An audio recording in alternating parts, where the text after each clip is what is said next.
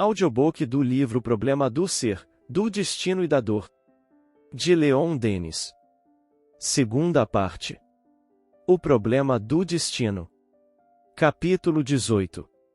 Justiça e responsabilidade, o problema do mal. A lei dos renascimentos, dissemos, rege a vida universal. Com alguma atenção, poderíamos ler em toda a natureza, como num livro, o mistério da morte e da ressurreição. As estações sucedem-se no seu ritmo imponente. O inverno é o sono das coisas, a primavera é o acordar, o dia alterna com a noite, ao descanso segue-se a atividade, o espírito ascende às regiões superiores para tornar a descer e continuar com forças novas a tarefa interrompida. As transformações da planta e do animal não são menos significativas. A planta morre para renascer, cada vez que volta à seiva, tudo murcha para reflorir. A larva, a crisálida e a borboleta são outros tantos exemplos que reproduzem, com mais ou menos fidelidade, as fases alternadas da vida imortal. Como seria, pois, possível que só o homem ficasse fora do alcance dessa lei? Quando tudo está ligado por laços numerosos e fortes, como admitir que nossa vida seja como um ponto atirado, sem ligação, para os turbilhões do tempo e do espaço? Nada antes, nada depois. Não. O homem, como todas as coisas, está sujeito à lei eterna. Tudo o que tem vivido reviverá em outras formas para evoluir e aperfeiçoar-se. A natureza não nos dá a morte senão para dar-nos a vida. Em consequência da renovação periódica das moléculas do nosso corpo, que as correntes vitais trazem e dispersam, pela assimilação e desassimilação cotidianas, já habitamos um sem número de invólucros diferentes numa única vida. Não é lógico admitir que continuaremos a habitar outros no futuro? A sucessão das existências apresenta-se-nos, pois, como uma obra de capitalização e aperfeiçoamento. Depois de cada vida terrestre, a alma ceifa e recolhe, em seu corpo fluídico, as experiências e os frutos da existência decorrida. Todos os seus progressos refletem-se na forma sutil da qual é inseparável, no corpo etéreo, lúcido, transparente, que, purificando-se com ela, se transforma no instrumento maravilhoso, na harpa que vibra todos os sopros do infinito. Assim, o ser psíquico, em todas as fases de sua ascensão, encontra-se tal qual a si mesmo se fez. Nenhuma aspiração nobre é estéril, nenhum sacrifício baldado. E na obra imensa todos são colaboradores, desde a alma mais obscura até o gênio mais radioso. Uma cadeia sem fim liga os seres na majestosa unidade do cosmo. É uma efusão de luz e amor que, das cumeadas divinas, jorra e se derrama sobre todos, para regenerá-los e fecundá-los. Ela reúne todas as almas em comunhão universal e eterna, em virtude de um princípio que é a mais esplêndida revelação dos tempos modernos. A alma deve conquistar, um por um, todos os elementos, todos os atributos de sua grandeza, de seu poder, de sua felicidade, e para isso precisa do obstáculo, da natureza resistente, hostil mesmo, da matéria adversa, cujas exigências e rudes lições provocam seus esforços e formam sua experiência. Daí, também, nos estádios inferiores da vida, a necessidade das provações e da dor, a fim de que se inicie sua sensibilidade e ao mesmo tempo se exerça sua livre escolha e cresçam sua vontade e sua consciência. É indispensável a luta para tornar possível o triunfo e fazer surgir o herói. Sem a iniquidade, a arbitrariedade, a traição, seria possível sofrer e morrer por amor da justiça? Cumpre que haja o sofrimento físico e a angústia moral para que o espírito seja depurado, limpe-se das partículas grosseiras, para que a débil centelha, que se está elaborando nas profundezas da inconsciência, se converta em chama pura e ardente, em consciência radiosa, centro de vontade, energia e virtude. Verdadeiramente só se conhecem, saboreiam e apreciam os bens que se adquirem à própria custa, lentamente, penosamente. A alma, criada perfeita, como o querem certos pensadores, seria incapaz de aquilatar e até de compreender sua perfeição, sua felicidade.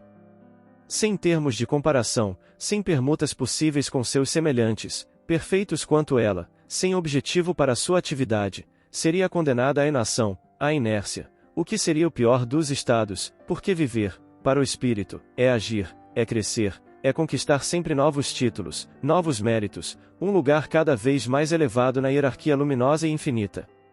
E para merecê-lo é necessário ter penado, lutado, sofrido. Para gozar da abundância é preciso ter conhecido as privações. Para apreciar a claridade dos dias é mister haver atravessado a escuridão das noites. A dor é a condição da alegria e o preço da virtude, sendo esta última o bem mais precioso que há no universo. Construir o próprio eu, sua individualidade através de milhares de vidas, passadas em centenas de mundos e sob a direção de nossos irmãos mais velhos, de nossos amigos do espaço, escalar os caminhos do céu, arrojarmos-nos cada vez mais para cima, abrir um campo de ação cada vez mais largo, proporcionado à obra feita ou sonhada, tornarmos-nos um dos atores do drama divino, um dos agentes de Deus na obra eterna, trabalhar para o universo, como o universo trabalha para nós, tal é o segredo do destino. Assim, a alma sobe de esfera em esfera, de círculos em círculos, unida aos seres que tem amado, vai, continuando as suas peregrinações, em procura das perfeições divinas. Chegada às regiões superiores, está livre da lei dos renascimentos, a reencarnação deixa de ser para ela obrigação para tornar-se somente ato de sua vontade, o cumprimento de uma missão, obra de sacrifício. Depois que atingiu as alturas supremas, o espírito diz, às vezes, de si para si, e sou livre, quebrei para sempre as algemas que me acorrentavam aos mundos materiais. Conquistei a ciência, a energia, o amor. Mas o que granjeei quero repartir com meus irmãos, os homens, e para isso irei de novo viver entre eles, irei oferecer-lhes o que de melhor há em mim, retomarei um corpo de carne, descerei outra vez para junto daqueles que penam, que sofrem, que ignoram, para os ajudar, consolar e esclarecer. E, então, temos lá o TSE, Buda, Sócrates, Cristo, numa palavra, todas as grandes almas que têm dado sua vida pela humanidade. Resumamos. Havemos demonstrado, no decurso deste estudo, a importância da doutrina das reencarnações, vimos nela uma das bases essenciais em que assenta o novo espiritualismo, seu alcance é imenso. Ela explica a desigualdade das condições humanas, a variedade infinita das aptidões, das faculdades e dos caracteres, dissipa os mistérios perturbadores e as contradições da vida, resolve o problema do mal. É por meio dela que a ordem sucede à desordem, a luz se faz no seio das trevas, desaparecem as injustiças, as iniquidades aparentes da sorte se desvanecem para ser substituídas pela lei máscula e majestosa da repercussão dos atos e de suas consequências. E essa lei de justiça imanente que governa os mundos foi inscrita por Deus no âmago das coisas e na consciência humana. A doutrina das reencarnações aproxima os homens mais que qualquer outra crença, ensinando-lhes a comunidade de origens e fins, mostrando-lhes a solidariedade que os liga a todos no passado, no presente, no futuro. Diz-lhes que não há, entre eles, deserdados nem favorecidos, que cada um é filho de suas obras, senhor de seu destino. Nossos sofrimentos, ocultos ou aparentes, são consequências do passado ou também a escola austera onde se aprendem as altas virtudes e os grandes deveres. Percorreremos todos os estádios da via imensa, passaremos alternadamente por todas as condições sociais para conquistar as qualidades inerentes a esses meios. Assim, a solidariedade que nos liga compensa, numa harmonia final, a variedade infinita dos seres, resultante da desigualdade de seus esforços e também das necessidades de sua evolução. Com ela, para longe vão a inveja, o desprezo e o ódio. Os menores de nós talvez já tenham sido grandes e os maiores tornarão a nascer pequenos, se abusarem de sua superioridade. A cada um, por sua vez, a alegria como a dor.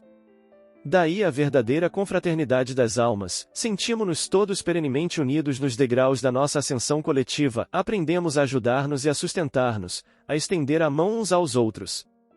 Através dos ciclos do tempo, todos se aperfeiçoam e se elevam, os criminosos do passado virão a ser os sábios do futuro. Chegará a hora em que nossos defeitos serão eliminados, em que nossos vícios e nossas chagas morais serão curadas. As almas frívolas tornar-se-ão sisudas, as inteligências obscuras iluminar-se-ão. Todas as forças do mal que em nós vibram ter-se-ão transformado em forças do bem. Do ser fraco, indiferente, fechado a todos os grandes pensamentos, sairá, com o perpassar dos tempos, um espírito poderoso, que reunirá todos os conhecimentos, todas as virtudes, e se tornará capaz de realizar as coisas mais sublimes. Essa será a obra das existências acumuladas, será sem dúvida indispensável um grande número delas para operar tal mudança, para nos expurgar de nossas imperfeições, fazer desaparecer as asperezas de nossos caracteres, transformar as almas de trevas em almas de luz. Mas só é poderoso e durável aquilo que teve o tempo necessário para germinar, sair da sombra, subir para o céu. A árvore, a floresta, a natureza, os mundos nolo dizem em sua linguagem profunda. Não se perde nenhuma semente, nenhum esforço é inútil. A planta dá suas flores e seus frutos somente na estação própria, a vida só desabrocha nas terras do espaço após imensos períodos geológicos. Vede os diamantes esplêndidos que fazem mais formosas as mulheres e faíscam 1000 cores. Quantas metamorfoses não tiveram de passar para adquirir essa pureza incomparável, seu brilho fulgurante?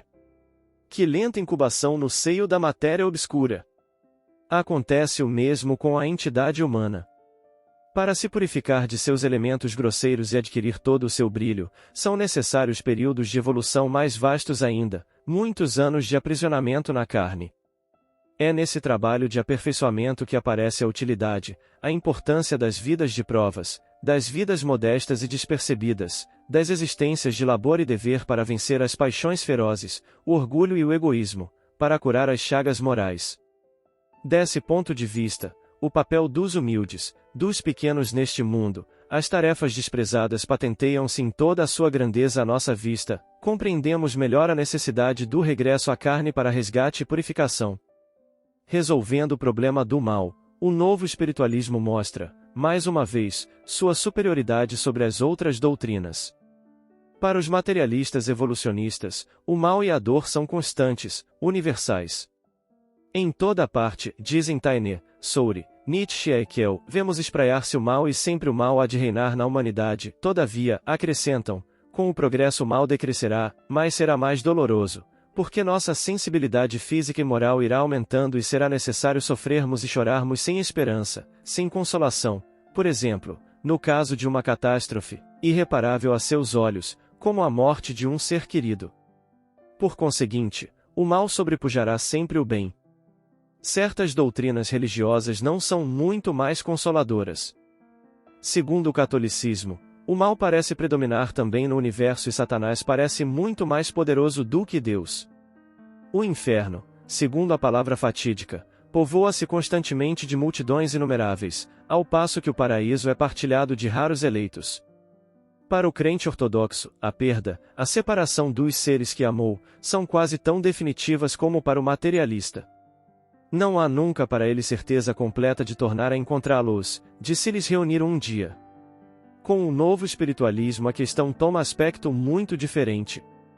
O mal é apenas o estado transitório do ser em via de evolução para o bem, o mal é a medida da inferioridade dos mundos e dos indivíduos, é também, como vimos, a sanção do passado.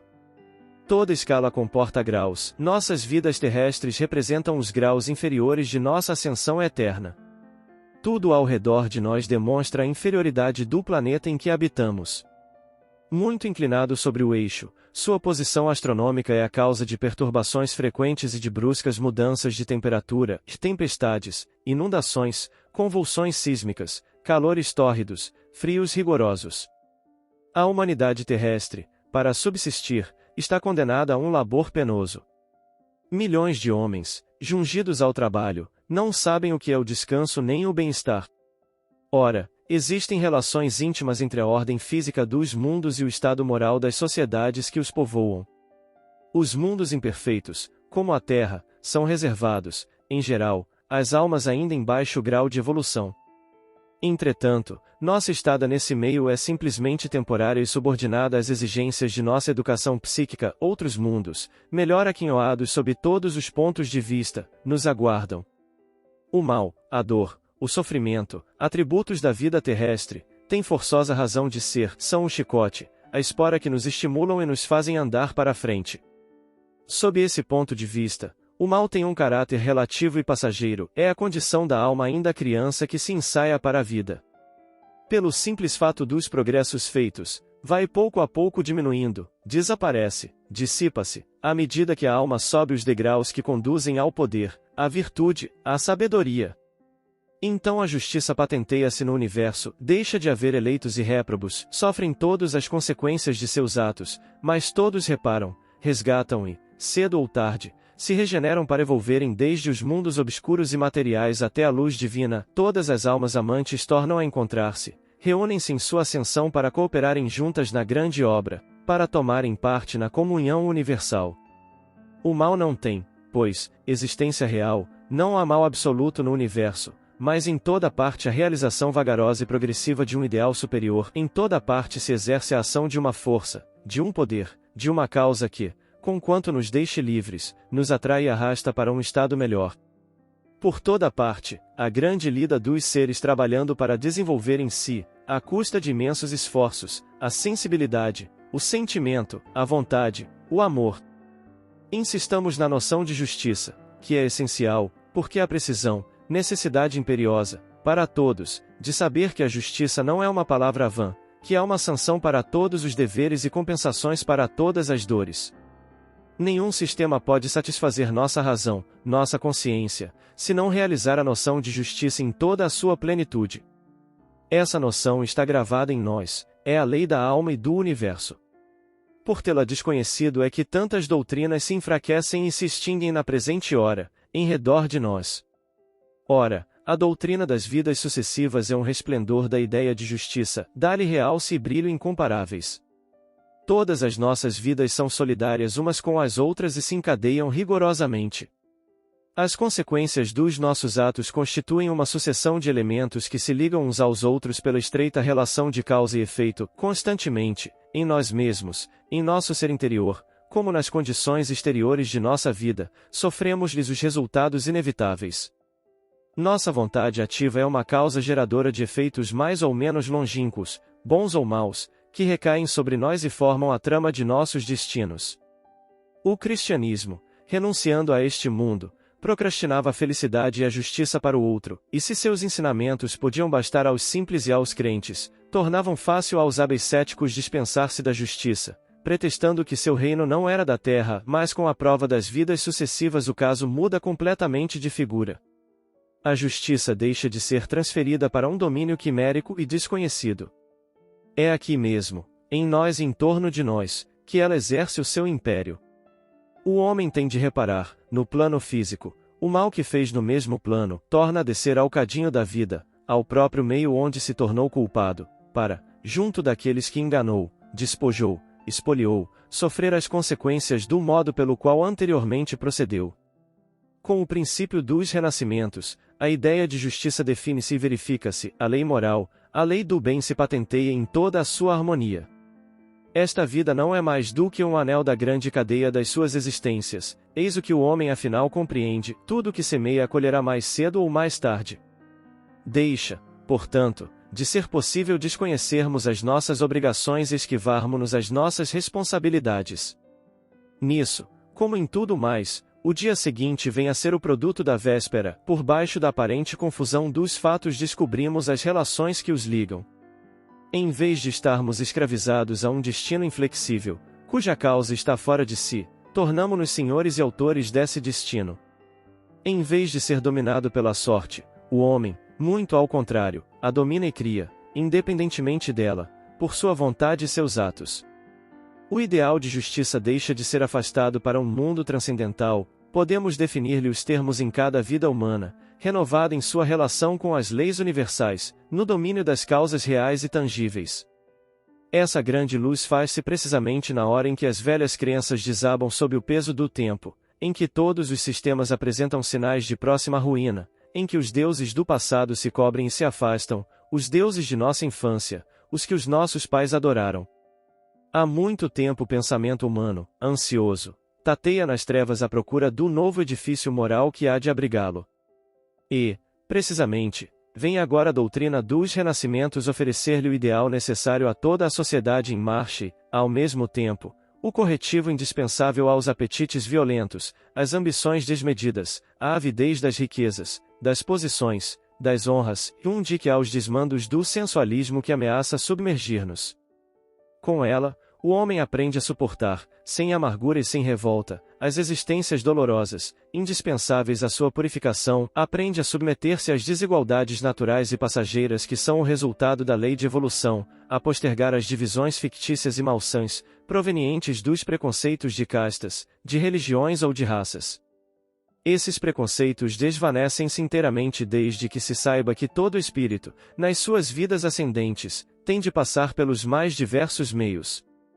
Graças à noção das vidas sucessivas, as responsabilidades individuais, ao mesmo tempo em que as das coletividades, aparecem-nos mais distintas. Há em nossos contemporâneos uma tendência para tirar o peso das dificuldades presentes sobre os ombros das gerações futuras. Persuadidos de que não tornarão à Terra, deixam a nossos sucessores o cuidado de resolverem os problemas espinhosos da vida política e social.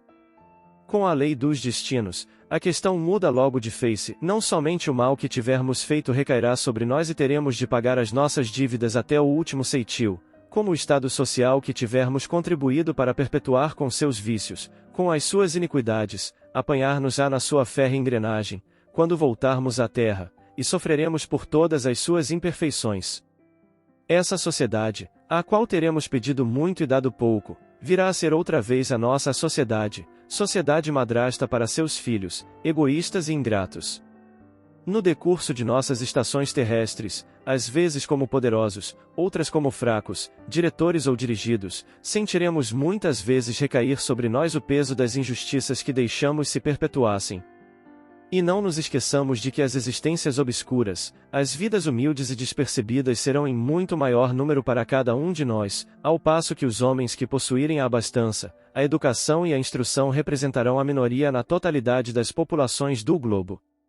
Mas, quando a grande doutrina se tiver tornado a base da educação humana e a partilha de todos, quando a prova das vidas sucessivas aparecer a todas as vistas, então os mais instruídos, os mais refletidos, desenvolvendo em si as intuições do passado, compreenderão que têm vivido em todos os meios sociais e terão mais tolerância e benevolência para com os pequenos. Sentirão que há menos maldade e acrimônia do que sofrimento revoltado na alma dos deserdados. Que partido admirável não podem então tirar de sua própria experiência, difundindo em torno de si a luz, a esperança, a consolação. Então o interesse, o bem pessoal, tornar-se-á o bem de todos. Cada um se sentirá inclinado a cooperar mais ativamente para o melhoramento dessa sociedade em cujo seio terá de renascer para progredir com ela e avançar para o futuro.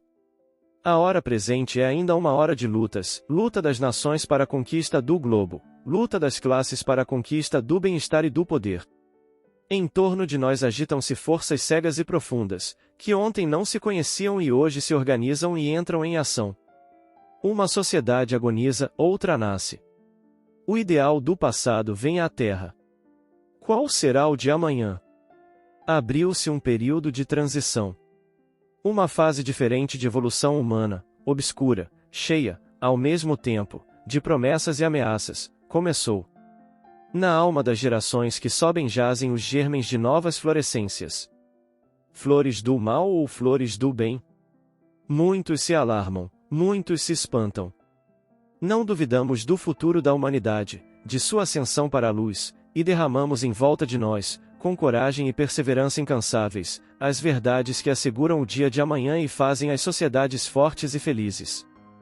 Os defeitos de nossa organização social provêm principalmente de nossos legisladores que, em suas acanhadas concepções, abrangem somente o horizonte de uma vida material.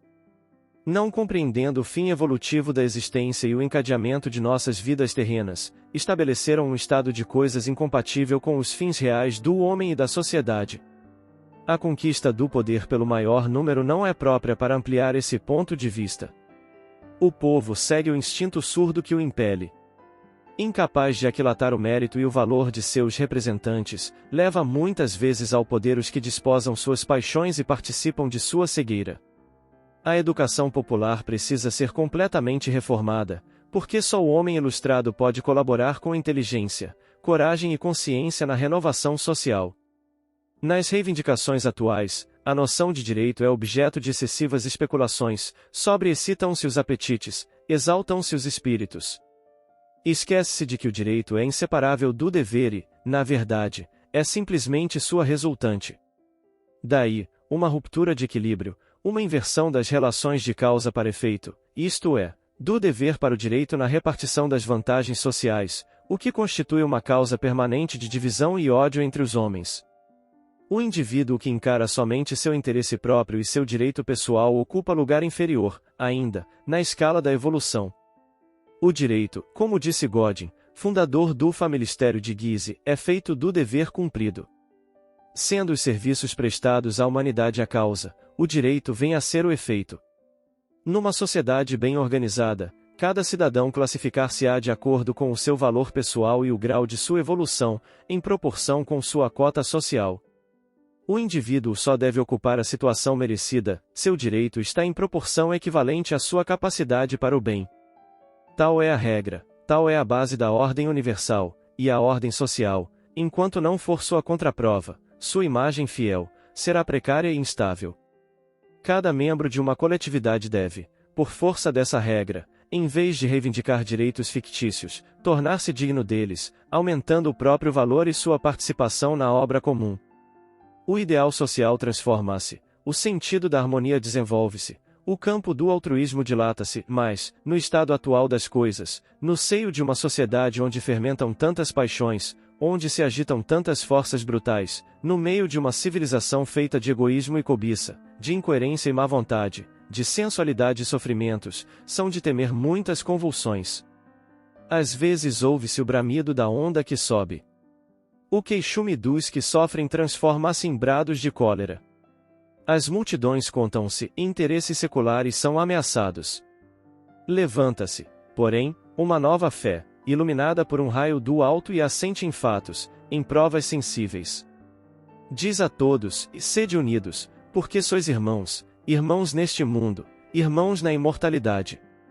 Trabalhai em comum para tornardes mais suaves as condições da vida social, mais fácil o desempenho de vossas tarefas futuras. Trabalhai para aumentar os tesouros de saber, de sabedoria, de poder, que são a herança da humanidade. A felicidade não está na luta, na vingança, está na união dos corações e das vontades.